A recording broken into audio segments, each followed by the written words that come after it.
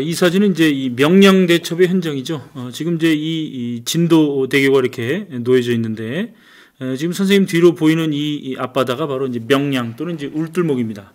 그래서 이제 6시간은 바다가 이제 서쪽으로 흘러가다가 6시간이 지나면 다시 동쪽으로 흘러갑니다. 그래서 명량, 파도 소리가 우는 소리와 같다 그래서 정말 이 쇳쇳거리는 이 파도 소리가 이제 들리기도 하는데, 여기에서 이제 이순신 장군은 이제 12척의 배로 역시 그 왁기 작가 야스하라고 이끄는 133척의 일본 함선을 이제 괴멸시켰다. 바로 이제 여기가 명량 대첩의 현장이 되겠습니다.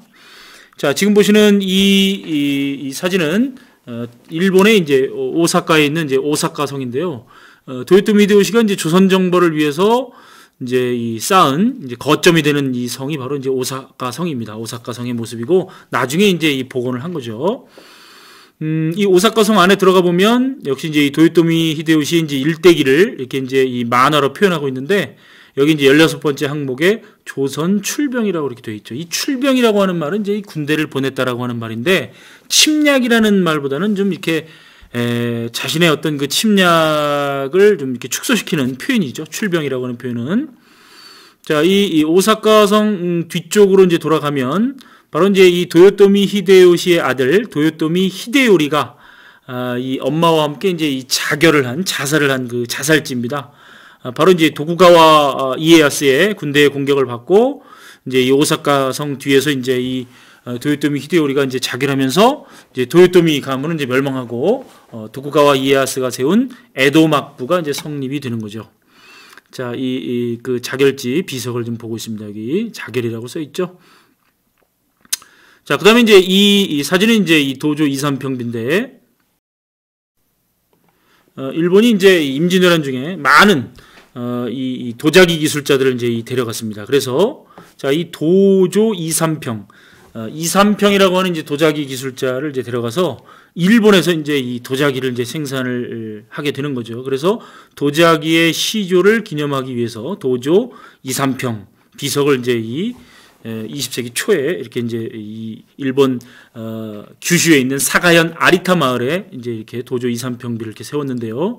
지금 이 선생님 왼쪽으로 보이시는 이분이 바로 그 임진왜란 중에 끌려갔던 그 이삼평의 14대 손입니다. 그래서 14대 이삼평이고, 지금도 여기서 도자기를 이제 굽고 계신다고 이렇게 합니다.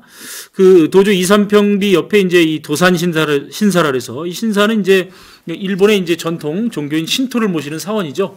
그래서 이제 이삼평을 모시는 신사가 바로 이제 도산 신사가 되겠습니다. 그래서 이 지금 이제 신사 입구를 우리가 도리라고 하는데, 역시 그 이삼평과 관련된 신사답게 이 도리도 이제 도자기로 되어 있죠. 그래서 이삼평과 그 도자기를 모시는 이제 신사가 되겠다. 이렇게 이제 정리를 하면 되겠습니다. 추가적으로 좀 사진을 좀 보시면, 우리가 이제 이 임진왜란 때 이제 이 김시민 장군이 이끄는 이제 진주 대첩이 있었죠. 그래서 이제 이 진주에 가면 진주성 안에 이렇게 이제 이 김시민 장군을 모시는, 진주 목사 김시민을 모시는 이제 동상이 서 있고요. 사실 이제 일본이 1593년에 그 1차 진주 대첩에서 대패함에 따라서 여기를 이제 이 진주를 점령하기 위해서 엄청나게 노력을 합니다. 그래서 이제 1593년 6월 달에 이제 진주성이 일본에게 함락당하는데, 지금 보시는 이 촉성루라고 하는 이제 연해 장소에서 바로 이제 이 논계라고 하는 이 기생이, 기녀가 되겠죠. 이 기생이 일본군 장수 게야무라 후미스케를 껴안고 그 진주 남강으로 이제 투신했던 장소가 바로 이 촉성루. 그리고 이제 이 논계라고 하는 이 기생을 기리기 위해서 의기사, 의로운 기생이죠. 의기사라고 하는 사당을 만들었고, 이 의기사의 이제 이 논계의 이제 초상화가 되겠습니다.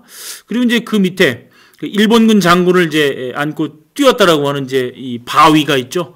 그래서 이제 이 영남 사람들은 이제 이 바위를 이제 뭐 의로운 바위라 그래서 이제 의암이라고 부르는데, 바로 이제 이 장소에서 이제 논계가 일본군 장수를 안고 뛰어내렸다. 이렇게 이제 정리하면 되겠습니다. 참고적으로 좀 알아두시기 바랍니다. 자, 계속해서 교과서 55쪽에 호란이 일어나다, 여기를 좀 공부하겠습니다. 자, 임진왜란이 끝나고 나서 이제 이 광해군이 왕이 되죠. 그래서 이제 외란의 피해를 극복하기 위해서 여러 가지 이제 개혁 정치들을 이제 하게 되는데, 기본적으로 이제 이 광해군 때는 임진왜란 중에 이제 이 무럭무럭 성장한 이제 후금이 만주에 이제 신흥 강자로 이제 등장을 합니다. 그래서 이제 이 명의 지배를 받고 있던 후금이 이제 독립을 해서 이제 오히려 이제 이 명나라를 이제 공격을 하게 되는데, 이 기본적으로 이제 후금은 조선의 광해군에게 이제 이 지원군을 요청을 하죠. 지원군을 요청을 하죠. 다시 이제 설명하겠습니다. 이 조선에 요청한, 후금이 요청한 게 아니라 명나라가 이제 후금의 공격을 받으면서 이 조선에 임진왜란 때 이제 우리 명나라가 니네 도와줬으니까 원군을 보내라 해서 이제 이 광해군은 이제 명예 원군 요청을 받게 되는데, 광해군은 이제 이 신흥 강자인 후금을 생각하지 않을 수가 없었죠. 그래서 이제 군대를 보내기는 보냅니다. 군대를 보내긴 보냅니다. 여진어를 잘하는 강홍립 장군을 이제 13,000명의 이제 군대를 보내갖고 상황에 따라서 이제 대응하도록 이제 하죠. 그래서 이제 이 강홍립이 이끄는 조선 군대가 이제 이 조명연합군을 이제 이 구성해서 후금과 이제 전투를 벌이는데, 이 열심히 싸우지 않고 후금에게 이제 이 항복을 하게 되면서 여러 가지 이제 사정들을 이제 후금의 누르하치한테 이제 이야기를 합니다. 그래서 당시 이제 광해군은 명예요구는 들어주면서 후금을 자극하지 않는 적절한 이 양다리 외교를 통해서 후금의 침략을 사전에 예방할 수가 있었다. 이러한 광해군의 외교 정책을 뭐라고 부르느냐? 바로 중립 외교라고 부르죠. 그래서 중립 외교에다가 네모를 치고 요 밑에 밑줄을 좀 치겠습니다. 그런데 이 광해군의 중립 외교를 반대하던 집권 정권에서 이제 소외되어 있었던 바로 이제 서인 정권이죠. 광해군 때는 이제 지난번에 얘기했듯이 광해군과 북인 정권입니다. 이때 이제 정권에서 소외되어 있었던 서인들이 바로 이제 광해군의 중립 외교도 비판하고, 광해군이 이제 이 첩의 둘째 아들로서 이제 왕이 됐지만 여러 가지 이제 이 정통성 문제로 인해서 자기 이제 이복 동생인 영창대군을 살해하고, 그 다음에 이제 그 엄마인 인목대비를 이제 동궁에 유폐하는 이제 폐모살제라고 하는 반인륜적인 행위를 벌였죠. 그래서 이제 이 서인들이 바로 이제 이 중립외교와 폐모살제를 이제 문제 삼아서 광해군을 쫓아내고 인조를 이제 왕위에 올려 세우니 이게 이제 인조 반정입니다. 그래서 이제 서인과 인조 정권은 곧바로 이 외교 정책을 친명배금 정책으로 바꾸죠. 네모를 좀 치시고 명과 친하게 지내고 후금을 배척하는 그런 이제 이 정책이 되겠습니다. 그래서 이 친명배금 정책에 따라서 두 차례 후금과 청나라가 이제 쳐들어오게 되는데, 첫 번째 이제 후금이 쳐들어온 사건이 1627년에 정묘호란입니다. 정묘호란입니다. 그래서 이제 이 정묘호란 때 형제 관계를 이제 맺는데, 형은 후금이고, 그 다음에 이제 이 동생이 이제 조선이 되고, 그 다음에 이 후금과 조선의 국경지대 이제 이 무역을 국경 지역을 이제 개방해서 이제 무역을 허용을 하게 되는 거죠. 자, 세력을 더 키운 후금이 나라 이름을 청나라로 바꾸죠. 청나라로 바꾸고 이제 중국을 본격적으로 공략하기에 앞서서 조선의 형제 관계보다 더 센 관계, 바로 이제 군신 관계를 요구해 옵니다. 군신 관계. 이때 이 조선에서는 청의 군신 관계 요구에 자, 한쪽은 주화론과 한쪽은 척화론으로 이제 나눠서 서로 이제 이 대립을 하게 됩니다. 주화론은 이제 이 화친을 맺는 것을 주장하는 논리죠. 바로 이제 이 청나라의 힘이 매우 세니까, 아무리 이제 우리가 이제 오랑캐라고 업신여겼지만 그들의 힘이 너무 강성하니까 청의 요구를 들어주자, 군신 관계를 맺자라고 하는 것이 이제 주화론이고, 대표적인 인물이 이제 이 최명길이 되겠죠. 최명길. 그런데 이제 이 척화론은 화친을 맺는 것을 배척하는 그러한 이제 이 주장이 바로 척화론이죠. 그래서 이 청나라는 이제 이 오랑캐 국가이기 때문에 우리가 군신 관계를 맺을 수가 없다. 이렇게 이제 주장했던 대표적인 인물이 바로 이제 이 김상원, 또 윤집 이런 사람들이 있습니다. 그래서 이제 대세가 어디로 기울어요? 바로 화친을 맺는 것을 배척하는 척화론으로 이제 이 기울자. 청나라는 이제 지체 없이 청나라 이대 황제인 청태종 홍타이지가 직접 군대를 끌고 조선을 침략해 왔으니 이 사건을 우리가 1636년 병자호란이라고 부른다. 당시 이제 인조의 그 신하들과 비빈들은 이제 강화도로 피신을 이제 하게 되는데, 워낙 이제 이 청나라 군대가 엄청 이제 빠른 속도로 이제 이 조선을 침략했기 때문에 인조는 이제 이 남한산성으로 이제 이 피난을 가게 됩니다. 그래서 이제 남한산성 안에 웅크리고 들어가서 이 청나라 군대가 이제 뺑 남한산성을 둘러싸고 이제 산성 전투를 하게 되는데, 이 산성 전투의 약점은 바로 뭡니까? 그 산성 안에 물이나 이제 식량이나 이런 것들이 떨어지면 결국은 이제 고립될 수밖에 없죠. 그리고 이제 이 강화도에 이제 여러 신하들과 비빈들이 잡혔다라는 소식을 이제 듣고 결국은 이제 이 남한산성에서 나와서 이제 인조가 항복을 하게 되는데, 당시 이제 이 청나라 2대 황제 청태종 홍타이지, 지금의 이제 서울시 송파구 삼전동, 바로 이제 롯데월드 근처입니다. 롯데월드 근처 바로 옆에 보면은 그 장소에서 이제 인조가 이 그 세계단 높이 앉아 있는, 그 거만하게 앉아 있는 이 오랑캐 황제 청태종 홍타이지한테 3번 절하고 9번 머리를 조아리는 삼배 구고두 또는 이제 삼괴 구고두라고 하는 아주 치욕적인 항복 의식을 이제 거행을 하는데, 이게 이제 바로 삼전도의 치욕이죠. 그래서 이제 결국은 이제 이 청나라의 침략을 받고 조선은 이제 청에 굴복하고 이제 군신 관계, 여기서 이제 임금은 청나라고 신하가 이제 조선이 되는 겁니다. 그래서 군신 관계를 이제 맺게 됐다. 자, 그래서 여기다가 이제 밑줄을 좀 치기 바랍니다. 자, 관련된 사진을 한번 보도록 하겠습니다. 바로 이제 이 지금 보시는 이 사람이 바로 청나라 2대 황제 청태종 홍타이지죠. 바로 청나라의 두 번째 수도 심양입니다. 그 랴오닝성의 이제 성도가 심양인데, 거기 가면 이제 이 청나라 심양 시기에 이제 고궁이 있죠. 바로 이제 청태종 홍타이지, 우리 병자호란을 일으켰던 아주 나쁜 놈을 우리가 지금 보고 있습니다. 자, 이 사람이죠. 자, 어디 선생님하고 좀 비슷하게 생기기도 했습니다. 자, 청태종 홍타이지.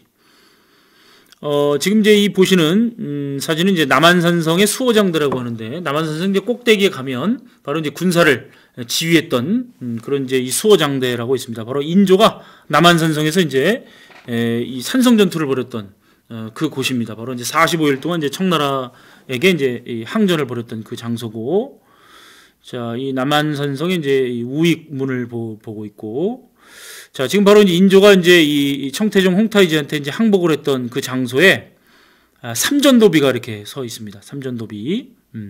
그래서 이제 원래 이름은 대청황제 공덕비인데, 지금 이제 이렇게 이 용 모양의 이 머릿돌이 있고, 그 다음에 이제 한자, 그 다음에 이제 만주어, 몽골어로 이렇게 이제 쓰여져 있는데, 왜 이렇게 이제 이 삼전도비가 이제 하나 있고, 그 받침돌, 빈 받침돌이 이제 하나 있냐면은, 사실은 이제 이 인조가, 이 홍타이지한테, 이 맞박에 피 질질 나면서 이렇게 항복을 할 때, 홍타이지가 이제, 야, 너 그 밑에, 너 그 피난 데다가 기념비 하나 세워라, 세운 비석이 이제 이 비석이죠. 근데 처음에 이제 비석을 좀 작게 세웠나 보죠. 그래서 이제 다시, 이 청나라가 이제 크게 세워라 해서, 만든 이제 비석이 현재 이제 삼전도비고, 그 첫 번째 아마 작게 만든 비석의 거북 받침돌로 이렇게 생각이 됩니다.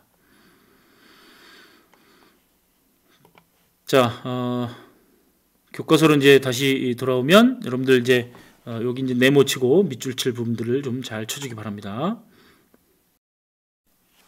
자, 추가적으로 우리 교과서에 이제 안 나와 있는 조선의 이제 군사 제도에 대해서 잠깐 좀 설명하고 마치겠습니다. 조선의 이제 군사 제도인데, 자, 조선 전기가 있죠. 조선 전기의 중앙군, 이제 이 중앙을 지키는 이제 군대는, 중앙군은 바로 이제 오위라고 합니다. 위. 그래서 이제 위자로 끝나는 5개의 부대가 이제 수도, 한양을 지키는 거죠. 한성을 지키는 거죠. 그 다음에 이제 이 조선 전기 이제 지방군, 지방군은 바로 이제 이 육군 사령부인 병영이 있고, 그 다음에 이제 이 해군 사령부인 수영이 있었다.